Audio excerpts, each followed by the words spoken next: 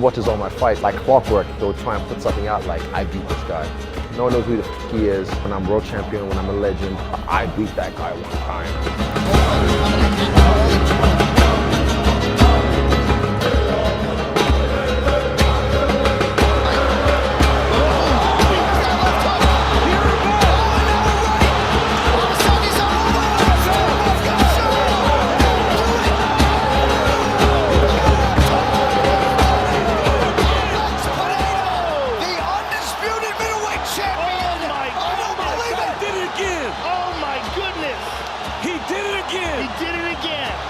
Fresh off the UFC 320 upset, I want to tell you possibly the coolest story in UFC history. Alex Pereira, the coolest story in UFC history. I mean, I'm sure there's another cooler story in UFC history, but the most successful, true, coolest story in UFC history, Alex Pereira.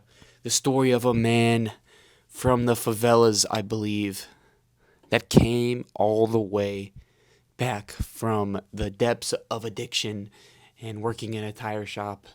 I think the tire shop was before he even started fighting. But anyway, who came back and got his revenge on his kickboxing rival. Well, I wouldn't call it much of a rivalry because I think it was 2-1 or 3-1 in kickboxing. But he came back and did possibly the coolest thing ever. That counted out. He wasn't the favorite. He was expected to lose. He was fast-tracked. People thought that they fast-tracked him. He came up too quick. Wasn't well-rounded enough. They knew he had the power. They knew he had a little bit of technique to go along with that power, but they didn't think he had it in him to beat one of the greatest middleweights of all time. He's defeated the odds time and time again, and he just did it again last weekend, or whenever you're watching this, at UFC 320.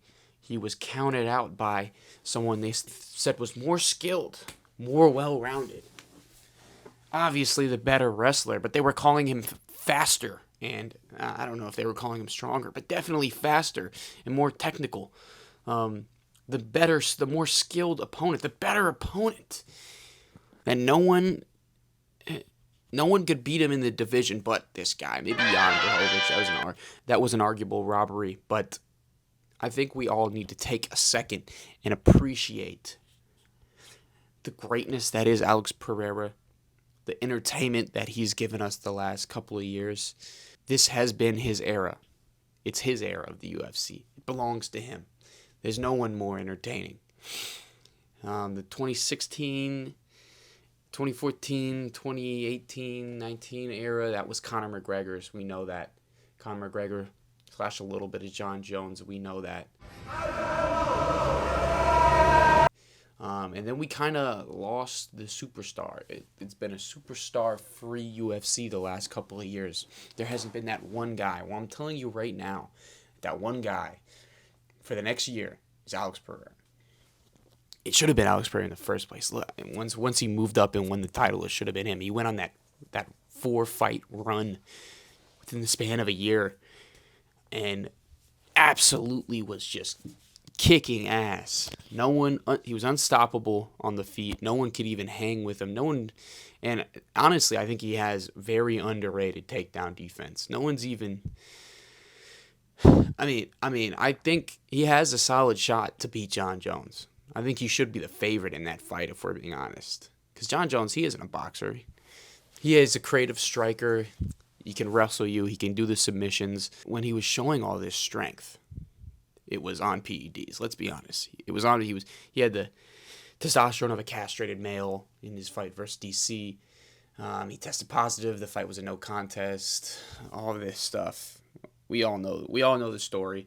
But I think now, I don't think John Jones is allowed to be on this stuff anymore. I just don't think it's possible with the new testing. Maybe it is. Maybe I'm just dumb. But I think Alex Pereira, he wants that fight. He's going to finish John Jones. hopefully in devastating fashion, which is usually what happens when you fight Alex Pereira and lose. You lose in devastating fashion. And then I think he has a shot at beating Tom Aspinall. I mean, Tom Aspinall is probably is strong enough to take Alex down. We know that. I mean, so far there's only been one person that I think took him down recently, and two, Jan Blachowicz and Izzy, believe it or not, Izzy of all people. I think he's worked on his grappling. It's to the point where it is world class at this point. His defensive grappling, that is. I think his defensive grappling is probably the most underrated part of his game right now.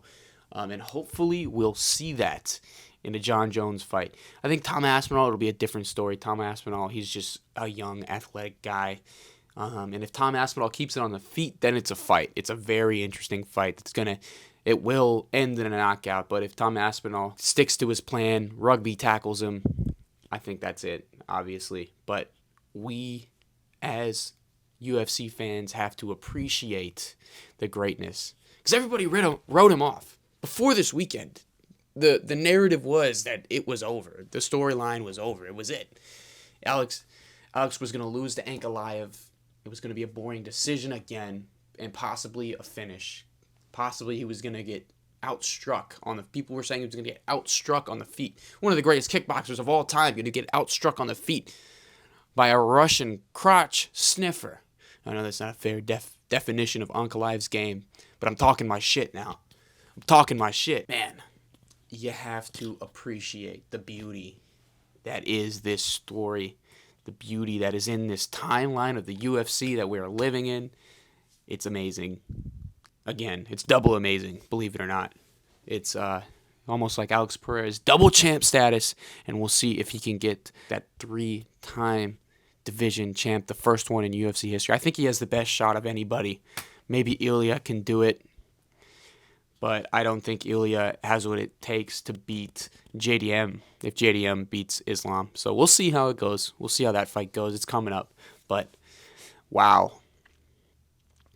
I think the next fight to make is the Tom Aspinall fight with Alex Pereira. I think if we don't see that, we're getting robbed of the biggest fight of this era of the UFC that will probably break all the records, bar Conor McGregor. But that is the fight to make. And I don't want to see John Jones. I think that would also break some records too. That gate would probably break records. But I think Tom Aspinall, that's the fight to make. That's what is right. John Jones, PEDs, ducked the current champion. And then immediately was like, "Oh, I'm back, guys," and is not going to fight Tom Aspinall. I don't think we should just give John Jones the matchup that he's been asking for. People are probably going to say he's done enough for the sport, but he's also hurt the sport in a lot of aspects, so I don't think we should reward that behavior. Kind of like the UFC is looking like it's going to reward some bad behavior with Justin Gaethje. I just think you shouldn't do that as a sport, because then it's going to slowly turn into boxing. We don't want that, which is kind of already is. A lot of people are ducking competition and waiting out number one contender fights just to get a shot at the championship, and we don't want that. We don't want that. In the meantime, we need to appreciate Alex Pereira in this story. We need to appreciate every part, the Israel Adesanya saga, how that ended. Shout out to Israel for that nasty KO to end that 2 fight. Maybe we could see a trilogy at the end of their careers. What am I saying? There shouldn't be a trilogy. What are we talking about? I'm gonna cut that out. We need to appreciate Chama. We need to. It's been the best story in UFC. It's been the best story in the UFC, bar none. No other story in this era has been better. He's been the guy. If he spoke fluent English, he'd probably be close up there with Conor McGregor and as far as stardom, but